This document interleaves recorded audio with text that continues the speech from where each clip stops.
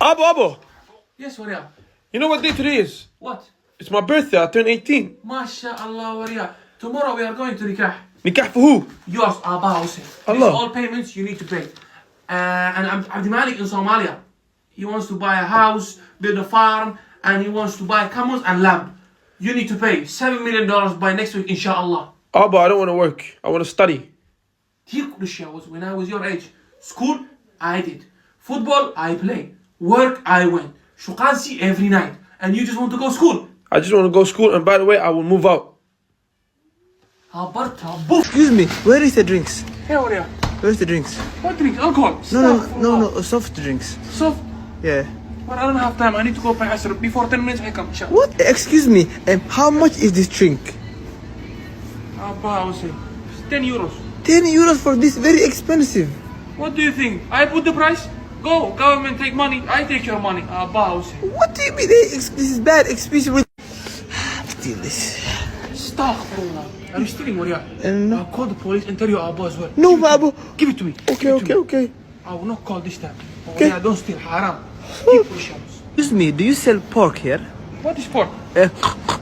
Astaghfirullah. A'udhu billahi minash shaitanir rajim. We only sell halal here. What is halal? I will show you what's halal. Oh my God. He's awake. Kale, Waria, kale. Open light. Saada Firi, Waria. 4 a.m. you're coming home. Where have you been? I was in the library. Library? 4 a.m. This library party. Girls shaking booty, music. No, I was not shaking booty. I was with Al Aboudi, my friend.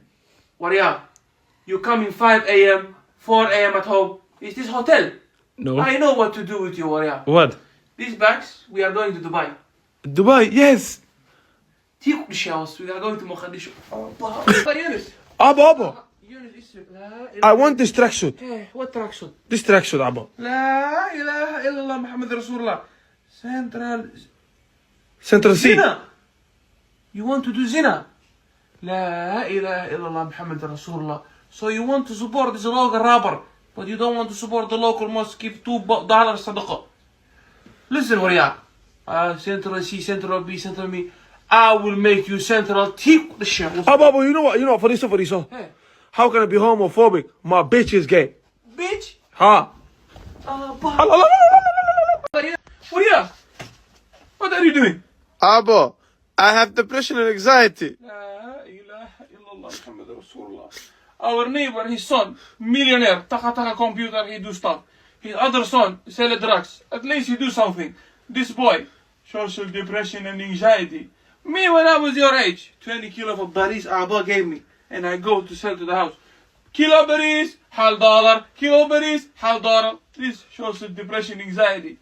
You are a failure. Do something in your life. Get out! You're even making it worse. Aniga. Ha!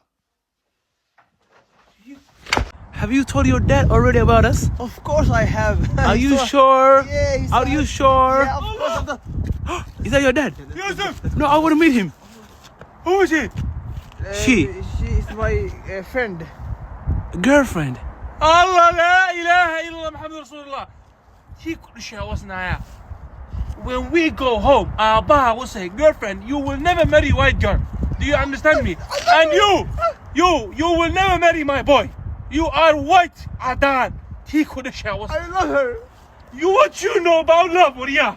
You know what? I'm gonna finish you. What you know about love?